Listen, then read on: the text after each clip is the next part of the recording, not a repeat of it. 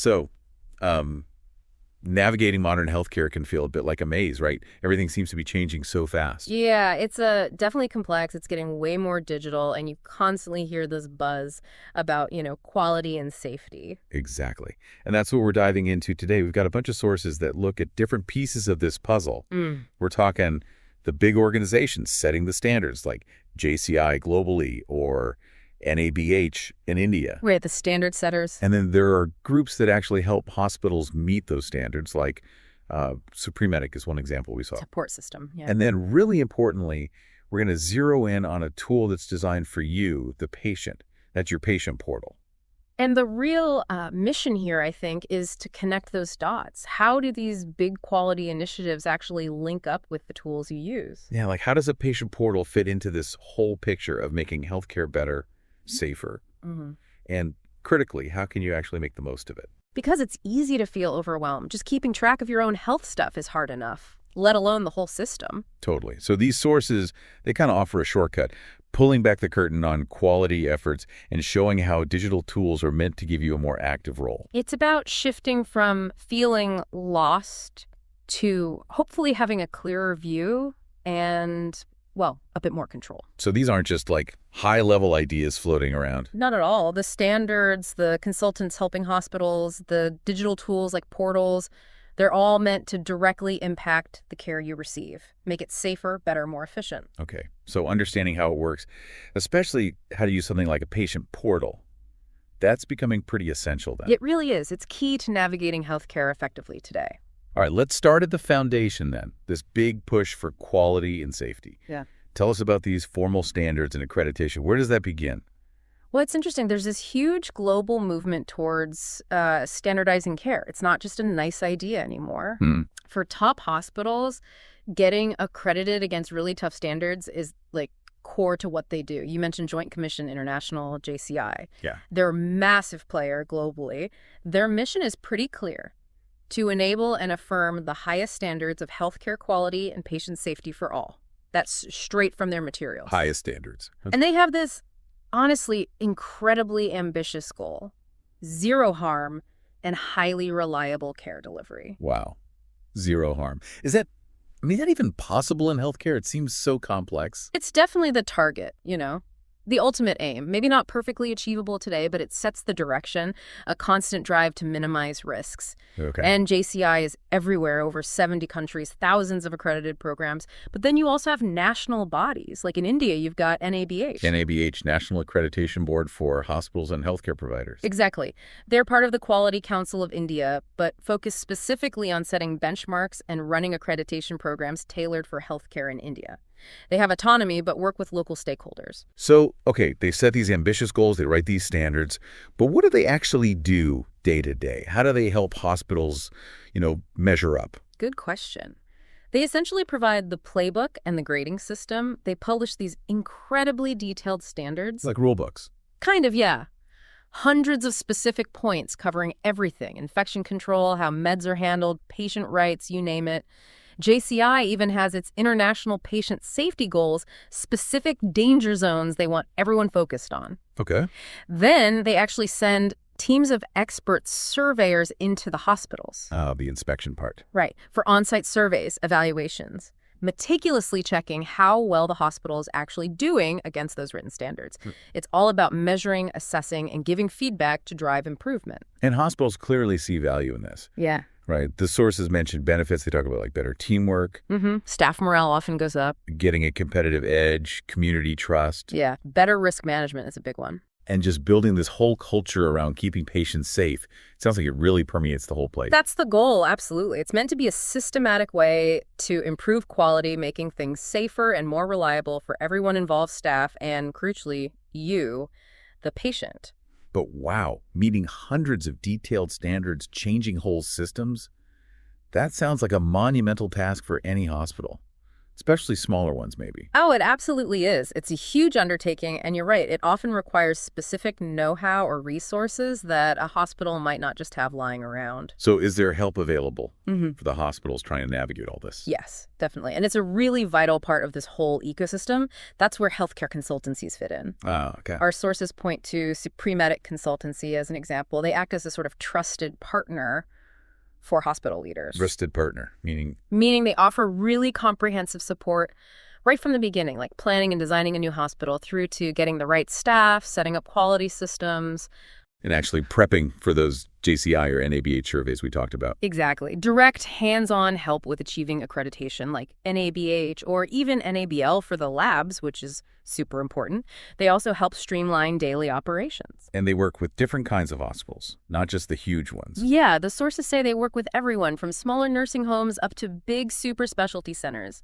They bring in expert teams to implement what they call best practices, all aimed at boosting performance and hitting those quality targets. So they're like the expert guides, translating those dense GCI or NABH rule books into like actual practical steps a hospital can take. You got it.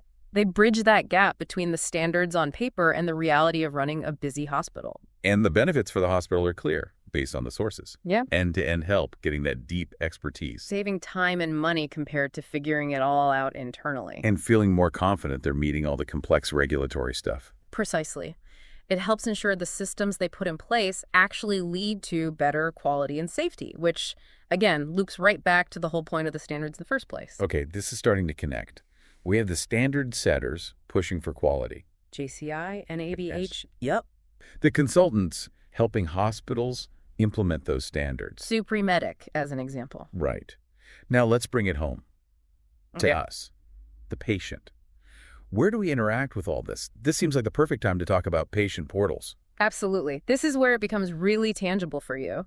And our sources spent quite a bit of time on this one, even mentioned a specific podcast episode outline from CU75's Lifeline show just on using portals effectively. Oh, interesting. So it's clearly seen as important. Very. Especially, as you said, with digital health taking off so fast in places like India, the portal is becoming central.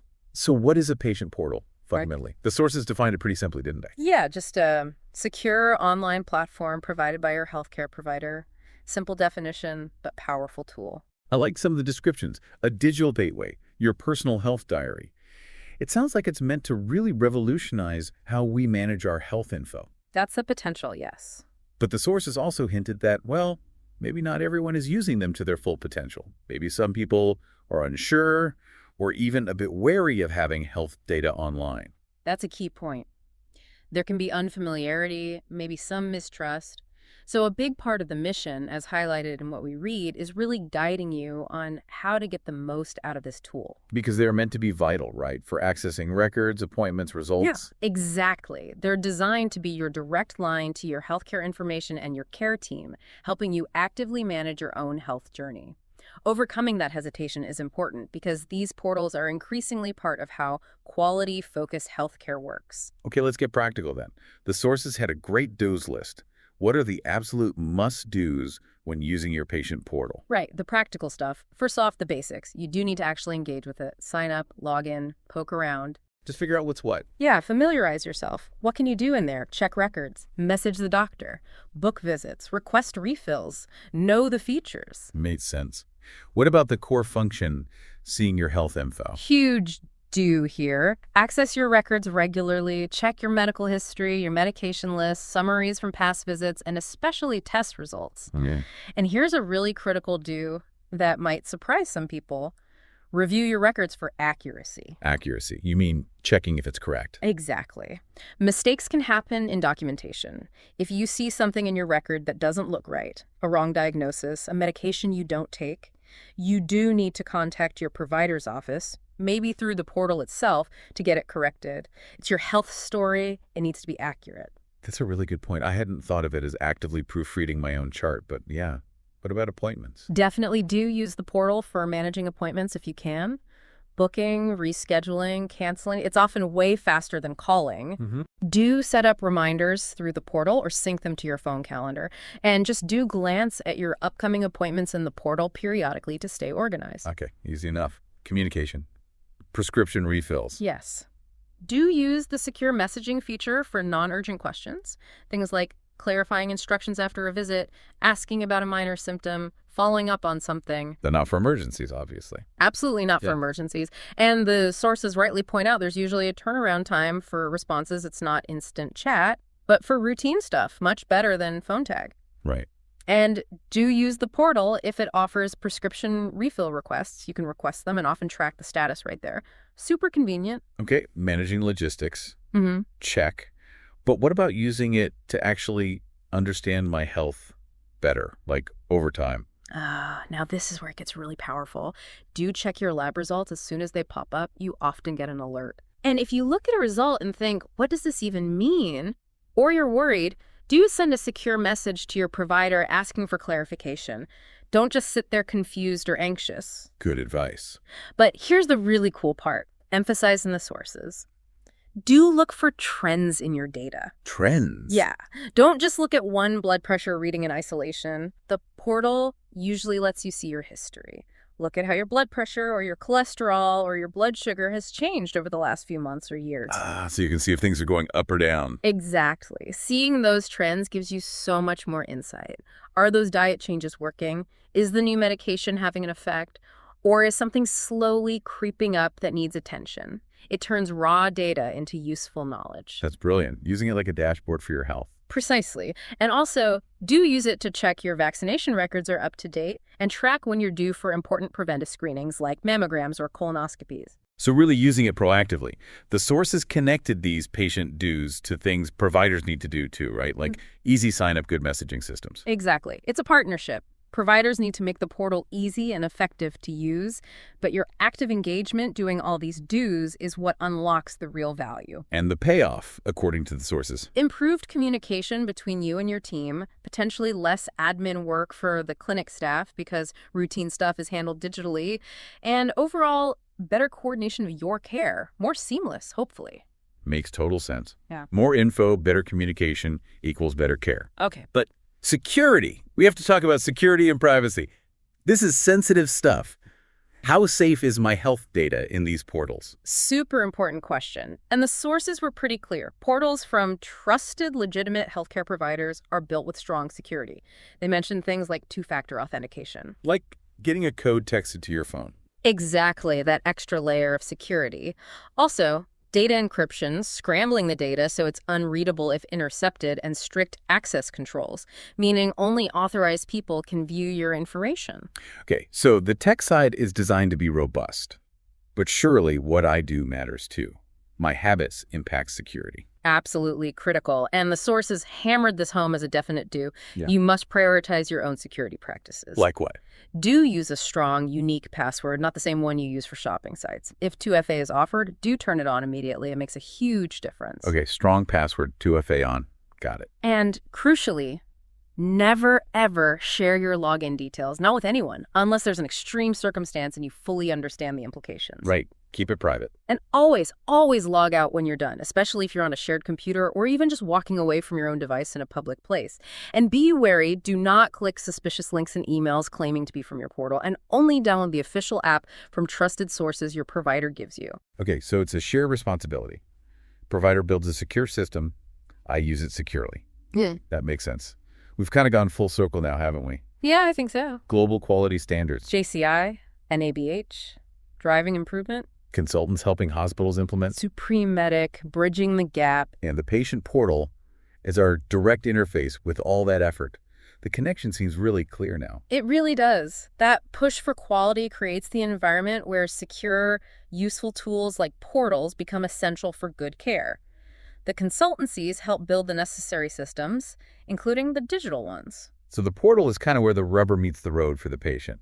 It's how we directly experience the results of all these behind-the-scenes quality initiatives. That's a great way to put it. It's your touch point with a system that's actively trying to be safer, more transparent, more organized.